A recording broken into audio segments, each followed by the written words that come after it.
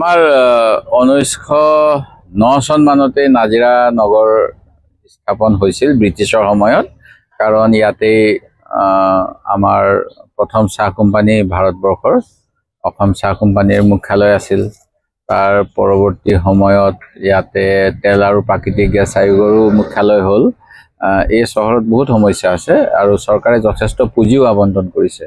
কিন্তু যি পুঁজি আবণ্টন হয় সেই পুঁজিৰ কামসমূহ ৰূপায়ণত যথেষ্ট লেহেম দেখা গৈছে আৰু গোটেই সামাজিক মাধ্যমত কথাবিলাক ওলাই আছে। দুদিনমান আগত বজাৰৰ সন্মুখৰ ঠিকাদাৰে শিল বালি পেলাই এটা নষ্ট পৰিৱেশ কৰিলে বুলি গোটেই বিতৰ্ক হ'ল।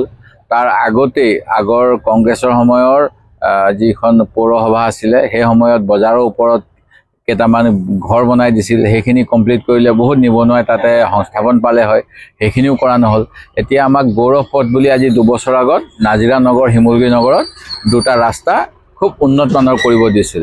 সেই গৌৰৱ পথৰ আজি মই ফুটপাথ বনোৱাও চাব আহিলোঁ। ফুটপাথখিনি বা কামখিনি কৰিছে গড়কাপ্তানি বিভাগে আৰু পৰৱৰ্তী সময়ত এইখিনি কাম আমাৰ নাজিৰাৰ ৰাইজৰ কাৰণে পৌৰসভাই মেইনটেইন কৰিব লাগিব। কিন্তু ইয়াত দেখা পাইছোঁ যে কোনোবা জাবৰ জোঁথৰ যদি প্ৰায় আধা কিলোমিটাৰতকৈ বেছি অংশ যদি কিবা এটা ড্ৰেইনত কিবা এটা সোমাই থাকে, সেইটো চাফা কৰা কোনো উপায় নাই, কোনো মাজে মাজে ফুটা দিয়া নাই।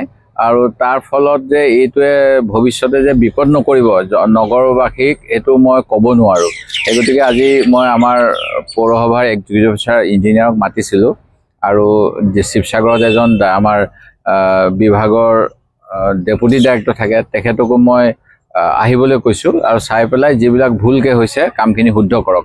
আৰু প্ৰায় আজিৰ পৰা 10 বছৰমান আগতে কিনি মই বিধায়ক হৈ থাকোঁতে ইয়াৰ কাৰণে চিটি ডেভেলপমেণ্ট প্লেন বুলি এটা প্লেন বনাইছিলোঁ।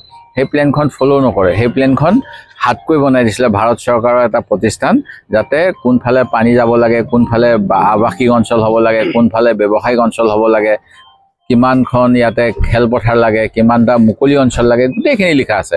সেইখিনি নকৰি পেলাই নিজৰ ৱাৰ্ড মেম্বাৰ চেয়াৰমেনে মতালি কৰে, তেওঁলোকৰ ৰাজনৈতিক প্ৰভুবিলাকে মতালি কৰি যাক যি লাগে, যাৰ ঘৰৰ মুখত যি অসুবিধা সেইটো ঠিক কৰি দিয়ে।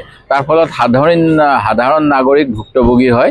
সেই গতিকে এই গোটেই কথাবিলাক আজি মই তেওঁলোকক চাবলৈ কৈছোঁ। আমাৰ এখন নগৰত হস্পিটেল আছে, তাতে পুঁজি আহে যে যিটো টাইড আনটাইড ফাণ্ড বুলি টাউন কমিটিলে।